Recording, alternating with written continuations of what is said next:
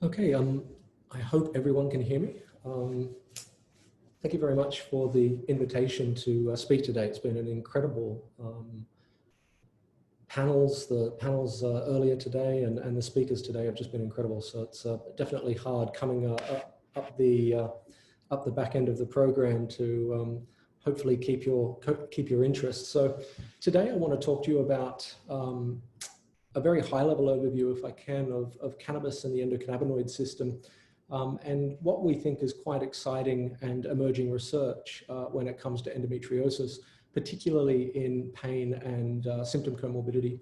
So just for those of you that maybe are unaware of what endometriosis is, it's a female specific condition generally, where it's a chronic inflammatory condition characterized by tissue similar to the lining of the endometrial tissue that's found outside of the uterus.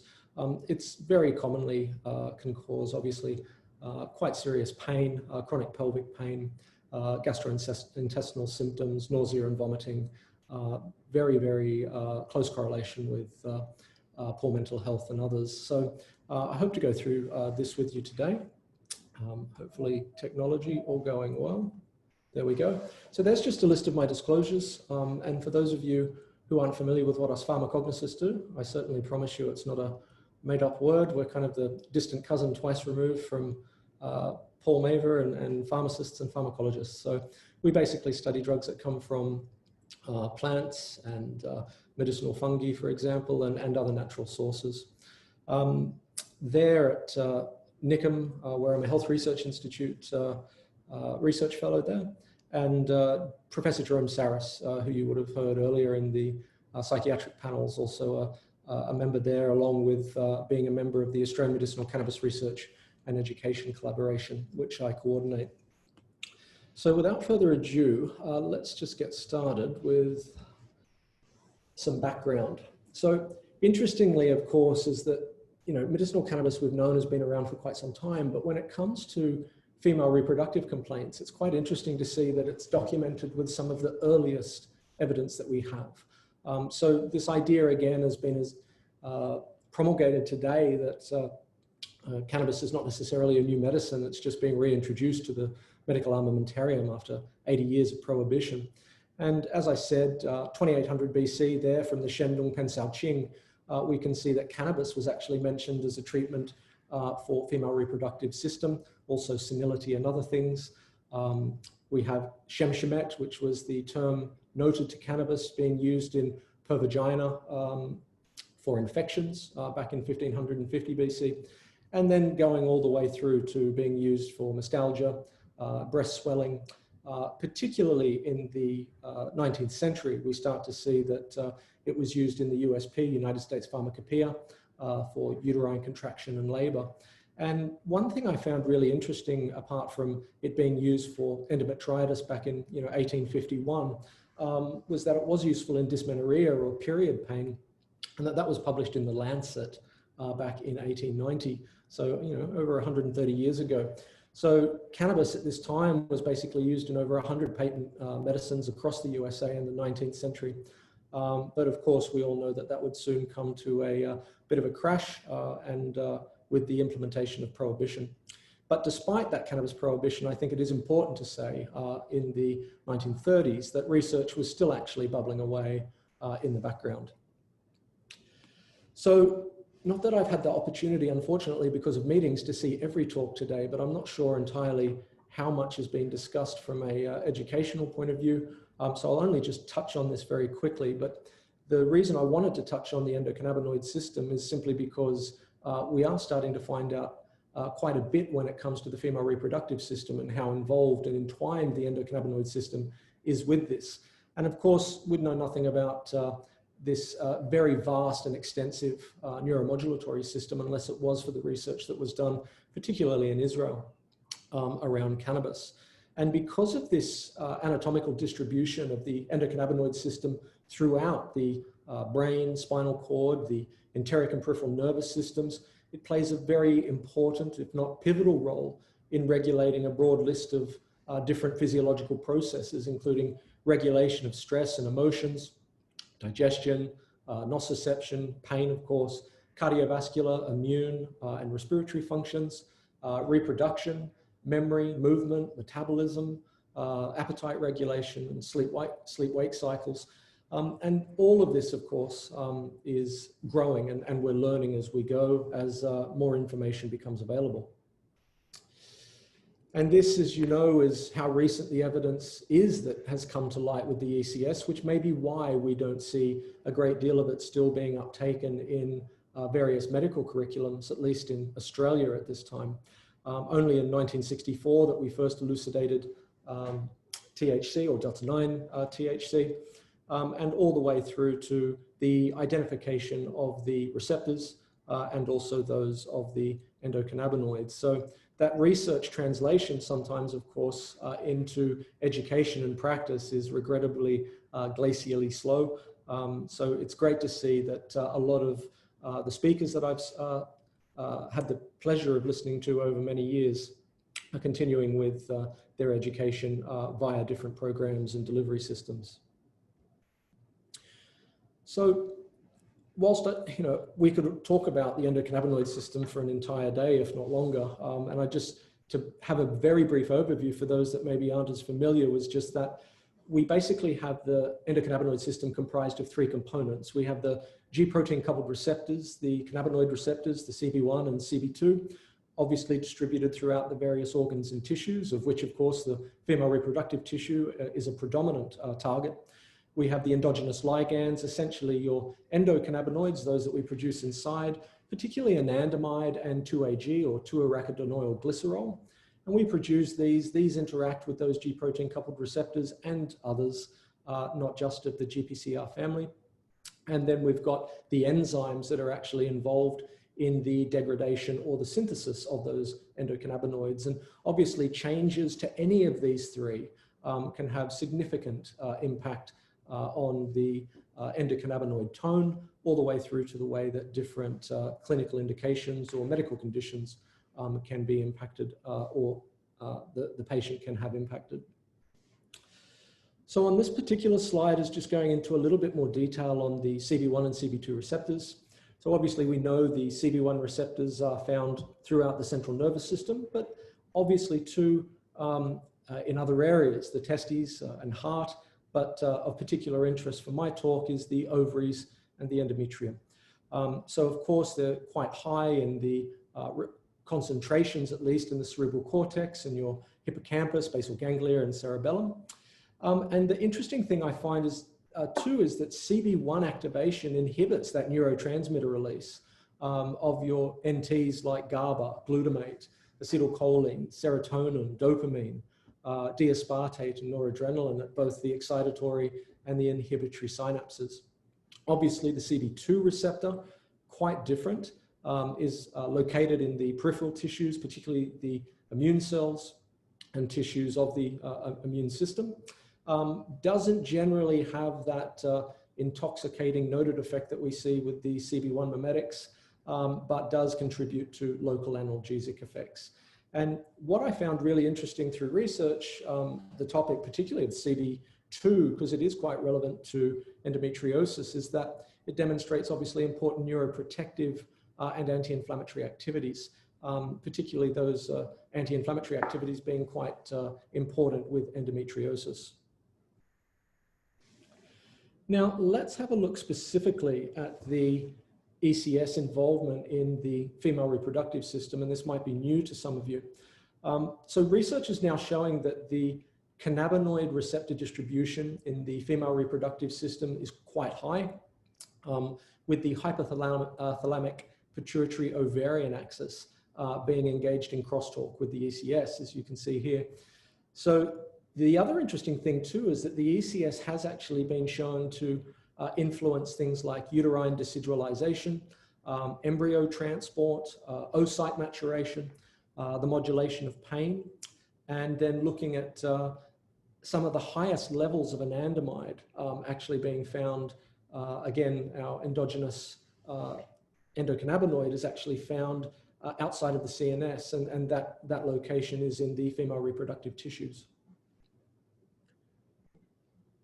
So here in this, we've got the key point I wanted to touch on was that there are some really strong signals that are starting to suggest that the endocannabinoid system may be dysfunctional in endometriosis, with evidence actually now starting to emerge that the ECS contributes to mechanisms underlying both the peripheral innervation of the abnormal growths, or the adhesions as they're called, and the pain that's actually associated with that condition. And furthermore, what's interesting is that it's been posited that the endocannabinoid system plays a very important central role in regulating the endometrial cell migration, which of course is a known, or still something that we're trying to understand more of, but we're trying to understand how the cells actually travel outside of the female reproductive area and travel all the way around outside the body. It can be found inside the lungs. There's been cases found in the pouch of Douglas and right throughout the GIT. So what causes it to do that? And we're now starting to see some information that suggests that the ECS could play an important role in this. Now with this, it's not all, of course. We've got systemic levels of certain endocannabinoids have actually been found to be raised in the secretory phase of women with endometriosis, and that the CB1 receptor expression was actually found to be decreased.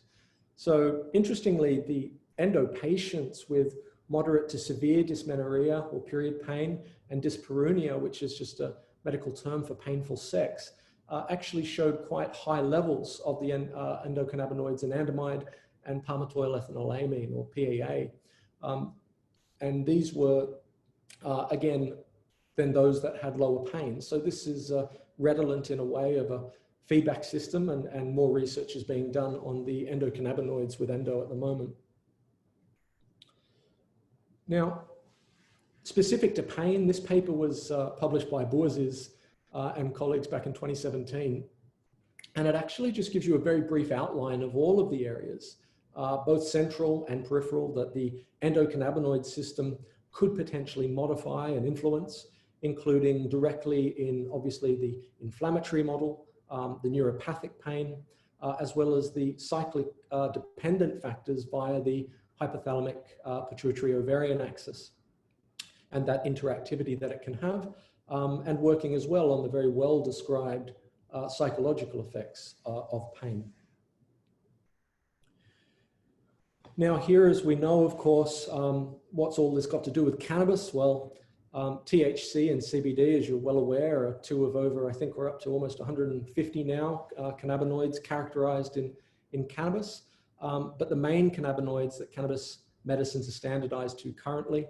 And as you can see there, THC binds with relatively high affinity, very similar to that of our own anandamide, and is the large component that's cannabidiol that mimics the central effects such as analgesia and the various intoxicating effects that we see as side effects. I prefer not to use the term psychoactive, simply because actually by definition, you could argue that cannabidiol is of course psychoactive because it's a substance that can change mood or cognition, and by binding to 5-HT1A receptor, it certainly is. So I prefer to call the term non-intoxicating, which of course cannabidiol is, whereas tetrahydrocannabinol is quite intoxicating, as anyone that's used cannabis and had too high a dose might know. So CBD, on the other hand, again, this non-intoxicating cannabinoid, we've learned a lot about it today. You can see there's a lot of similarities highlighted in blue, or at least I hope it's blue. Any of you that know me well know how colorblind I am, so please let me know. But this multi-modalities that it has, particularly CBD, because it's not particularly binds to the CB1, CB2 receptor, but does to many others. So particularly looking at, again, the 5-HT1A, your TRPV1 and TRPV2, the transient receptor potential vanilloid 1, obviously very important with inflammation. You've got your PPARs, which are actually nuclear receptors well inside the cell. So really showing that these cannabinoids, whether it's cannabidiol or THC, are very, very multi-modality and have contribute, obviously, why they contribute to different mechanisms of action. Now this, I don't want you to go too nuts about it. And again, I apologize for the colors, but here's an overview of the current theories and hypotheses around endometriosis etiology and pathogenesis. This is part of my literature review for my doctoral studies. And on the left of the screen are some of the older but still current theories on the etiology, including the well-known retrograde menstrual hypothesis, as well as that of coulumic metaplasia and lymphatic and hematogenous spread. Whereas on the right of the screen, you can see more modern theories. And this is where we start seeing immune dysfunction, oxidative stress, inflammation, genetic and epigenetic influences. And this is where we start seeing the potential dysfunction as well of hormonal levels in the endometrial ectopic tissue. So as you'll no doubt see, the endocannabinoid system is strongly linked with many of these mechanisms, be they causative or sustaining factors, suggesting that the endocannabinoid system and those substances which of course can interact with it, such as cannabis, could play an important role in disease management. And it's this multi-target activity, I think, that's likely why women are using cannabis illicitly already to manage the pain and symptoms of endometriosis. And how do we know that? I hear you say, well, I'm glad you asked, because we just asked them. So this is survey that we published in early 2019, and a subsequent cannabis analysis, subset analysis that we did published in early 2020 in the journal in Canada, the Journal of Obstetrics Gynecology Canada. And it was a cross-sectional online design. We basically had self-report and required participant recall over the previous 6 months. And one of the things that was quite interesting about the study is that we used the pelvic pain impact questionnaire, which was used to try and capture and assess the severity of pelvic pain within the actual cohort. So for those of you not interested in statistics or study design, please forgive me, just check your phones. It's only one slide. So the survey was basically predominantly recruited through the social media platforms of Endometriosis Australia and Endoactive, and the online questionnaire used the Qualtrics system. Our survey ran for around 6 weeks, and the data was analyzed using SPSS version 24 through IBM. All of our descriptive statistics utilize means and standard deviations for continuous data and percentages for categorical data. Inferential statistics, which we did look at, utilize the ANOVA, one-way analysis of variance, or the student t-test, and of course statistical significance was set at being less than 0.05. So now that all that boring stuff is done, let's actually have a look at what we found. So a total of 13% of women that we surveyed were actually using cannabis to manage as a self-management strategy for their endometriosis pain and symptoms, with cannabis actually being the highest ranked strategy that women were using for pain relief, which was actually 7.6 out of 10. And for any of you that have known patients that have endometriosis, they commonly swear by the hot water bottle, and this cannabis obviously outranked that. So similarly, there was significant self-reported reductions in pharmaceutical medication usage, with 56% of the cohort reporting significant reduction in pharmaceutical medication usage, 27% having moderate reduction, defined there as between 20 to 50%, 25 to 50% reduction, with only 4% that were reporting no reduction at all, which is quite significant and supportive of the substitution effects that we're starting to see in other studies as well for other clinical indications. The adverse effects were quite modest, with 5 women actually reporting increased drowsiness, increased anxiety, and tachycardia or fast heart rate, which is, I think, fairly consistent with the side effects that are reported in the clinical literature.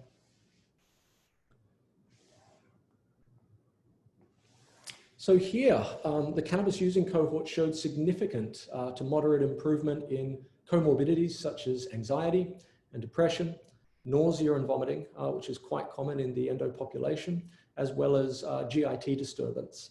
But the standout performer, as has been mentioned many times throughout the presentations today, was improvement in sleep.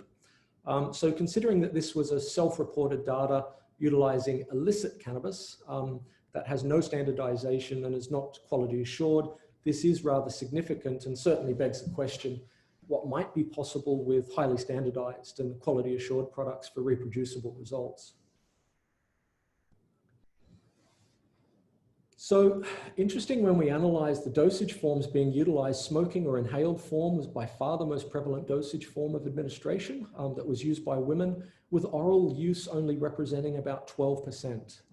So definitely something we want to move women away from by bringing them under the legally prescribed cannabis products, which are standardized and have good quality assurance, generally using those predominantly oil or capsules as dosage forms. However, whether they were using the inhaled route for the faster onset of action compared to the oral products, or whether it's due to a lack of sophistication in illicit products, obviously still needs to be picked apart. Now, costs reported for illicit cannabis use was around $100 per month on average for women that were using illicit cannabis for endometriosis. The cost for legal cannabis, obviously for pain conditions, generally ranges between around $200 to $350 per month. So such costs, whether licit or illicit, are still substantially more than the government subsidized pharmaceutical medications used to manage endometriosis. So in a population already negatively impacted across domains such as work and finances, this could still be a very significant potential obstacle to access. Now, statistics for the frequency of cannabis use suggested a bimodal distribution. We saw the majority of the cohort used cannabis daily or even multiple times per day. Due to disease severity, I'm assuming, and symptom severity. But the next highest was actually less than once per week. And that suggests, a portion of the cohort which likely only requires cannabis perhaps for cyclical increases in pain around menses. So after discussion with the Health Minister's office noting the lack of legal approvals for pain related to endometriosis at the time of this survey, it's likely that the majority of respondents were actually using illicitly sourced cannabis for this survey. So the pelvic impact questionnaire scores of the 48 women who reported using cannabis and the 436 women who didn't is shown here. And here you can see quite clearly that women that were using cannabis reported statistically significantly higher PPIQ scores in domains that are specifically related to pain. So this includes, of course, sitting, activities related to work and school, physical activity, and wearing tight or restrictive clothing. So it is showing us that the women that are using cannabis are certainly at least self-reporting more significant pain. Now, of course, all studies have strengths and limitations, and we feel obviously it's important to discuss these. So we do feel from a strength point of view that we had a fairly well-defined population, large sample size, and due to the nature of the questions, ensured our survey was anonymous, which does increase the confidence, I think, of these results being a good reflection of self-reported management measures. However, of course, we did have some limitations, and we couldn't calculate a response rate, for example, due to using social media. And typically, women that are recruited through advocacy groups do tend to have more severe symptoms, which could have skewed our results. So we didn't also allow for free response to include other possible strategies that they used, and nor did we capture the classes of medications that women were able to reduce. Certainly something that we're looking to change in our future studies. So as everything also was self-reported, must be noted that the potential for over or underestimation of benefits and harms exists. But interesting that we say that. We currently do have a paper, and I won't show slides on it yet because it's still currently under peer review. It's looking at very, very similar to the CAM survey that we've seen the Lambert Initiative put out. That's actually captured data for the New Zealand population of women that are using illicit cannabis for endometriosis symptom management. And interestingly, we did note some very significant similarities between this paper and our Australian survey. And I'll talk to you about just some of the findings that we had. So the New Zealand survey that's currently under review is a cross-sectional online survey looking at New Zealanders that were self-reporting the therapeutic use of cannabis or cannabis-based medicines was run for about 3 months from memory and collected data from around 2,125 people. Now, so you can see quite larger numbers than we had. So 213 women, or around 10% of that surveyed number, identified as using cannabis for endometriosis or polycystic ovarian syndrome. Now, the statistics are quite interesting. We found that 95% of those respondents reported using cannabis for both pain relief and assisting with sleep, with 80% actually stating that it improved their ability to cope with the disease, and 78% saying that it helped with nausea and vomiting. So much like our Australian research, the majority of respondents, over 60%, reported using cannabis via the inhaled route. So interestingly, 81% of women using cannabis reported that cannabis use had changed their normal medication or prescription use, with 59% able to completely stop a medication, 45% able to reduce a medication by at least half of the total dose. The most common class of medication stopped were the opiates at 40%, followed by the NSAIDs, or non-steroidal anti-inflammatory drugs, at 17%, antidepressants, largely comprised of SSRIs, at 16%, and the benzodiazepine class at 15%. So such evidence, I think you'll agree with me, is suggestive that cannabis seems to have a substitution-like effect, as has been reported in numerous other trials around the world. But this, in our Australian survey, being the first to report it, at least in the endometriosis population.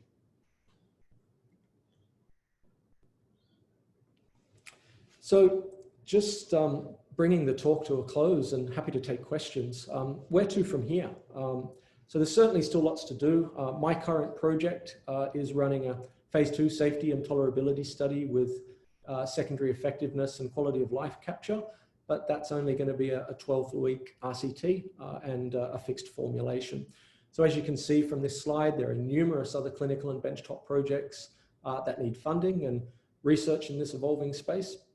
Not to mention the harm minimization and public safety aspect, I think, of bringing these women using cannabis illicitly for pain management for endometriosis onto these quality assured products. And most importantly, I feel, at least under some type of medical supervision. But of course, to conduct sound research, I think we need change. And another thing that I'll just touch on quickly was another as yet unpublished qualitative research project that we conducted at NICM that looked at the perceptions of cannabis use in women with primary dysmenorrhea or period pain. So some of the key points that were raised by women when asked about using cannabis as a legitimate prescribed medicine is the stigma, unfortunately, that is still attached to this medicine. And they do believe that that's something that's still quite difficult to overcome, particularly for certain family members or cultural settings. Furthermore, judgment by medical professionals was another point identified in this research group. So perhaps the most raised point, though, was the driving issue, which I know has been touched on quite a bit today, so we don't need to go into it. But the majority of women were willing to try a legal cannabis product for their period pain, knowing that under current drug driving laws, they could potentially lose their license. And they just saw that as being unacceptable and unfair. So it is good to see, again, that recent New South Wales magistrate speak out against this. I believe there's been a lot more media around it, and I think that a lot more needs to be done to get this fixed. The cost of legal products, when I mentioned the standard cost, was certainly something that was too much for some of these women looking at period pain. So as I said, I think we need change, and as always, change starts with education, and that's obviously what brought us all together today. And again, speaking to so many of the speakers that have been on the program today that are continuing to do such wonderful educational work for medical professionals and other healthcare professionals and even the general public. It's fantastic to see we have such a supportive community in the educational space. So bringing this, thank you, I guess bringing it to a close, just thank you for allowing me to have the time to speak with you today about the research that we're conducting into endometriosis and other female health conditions at NICM. It's certainly a evolving space for medicinal cannabis, both here and internationally, and steep and continual learning curve. I'm sure all of you will agree that one thing is certain is that we have to wonder, I think, what answers remain waiting for future discovery. So I'm certainly very happy to take any questions if there are some, and thank you for your kind attention. Thanks, Justin. We actually have one question. In your study, self-management strategies amongst Australian women with endometriosis, a national online survey, I was wondering what sort of pharmaceutical medicines that women were considered self-management. Was this OTC, paracetamol, and ibuprofen, or was this including stronger medicines like codeine? No, that's a good question. And as the survey outlined, it was self-management strategies that women could actually employ without any type of practitioner oversight. So this didn't actually include any pharmaceutical medications. It was looking at those things that women could actually implement on their own to try and manage their condition. So it could be anything from yoga or breathing exercises to, again, hot water bottles, even alcohol was actually espoused by some women as a great way to treat some of the pain. So it wasn't, again, from a survey point of view, cross-sectional, it was looking at these other self-management strategies apart from those that are medical. And the reason that is, and the reason it was designed that way, of course, is with endometriosis, there can be varying severity from, depending on the staging that you look at, from 1 to 4, quite severe pain that women find themselves in pain right throughout their cycle, right throughout the, the 28 to 30 days or whatever it might be for them, not just during their period. So the interesting thing that we have looked at over time is that, non-steroidal anti-inflammatories and opiates are often prescribed. The problem is that some of these women don't have, there's side effects of those medications that they find that they can't deal with. They might have contraindications such as gastric ulceration or something like that when it comes to NSAIDs. There's little things like this that there's a larger growing body of evidence that we're finding that women are trying to find other non-pharmaceutical management strategies. And hence that's why we looked at this particular area. So cannabis and even CBD oil was actually ranked in that survey. And that paper that I did put up is open access. So any of you can download that and have a read of it for free. Thanks, Justin. Before we wrap up, we just have a two-part question. Mm-hmm. Have you got data on CB1, CB2 receptors in pelvic organs with patients on or off the pill or Mirena? Also, any changes in endocannabinoid receptors in pelvic organs during pregnancy? Great questions. The first one, just to answer it, I am aware of a research group that's actually looking at this overseas, but for us personally as a research institute, we're not. The main research focus that I have when it comes to endometriosis is, again, conducting that type of survey work, focus group research, and then using that information to translate it into a clinical trial so that we can actually get some quantifiable, usable, clinically useful data that can hopefully then go on to inform government policy or at least, at the very least, medical prescribing.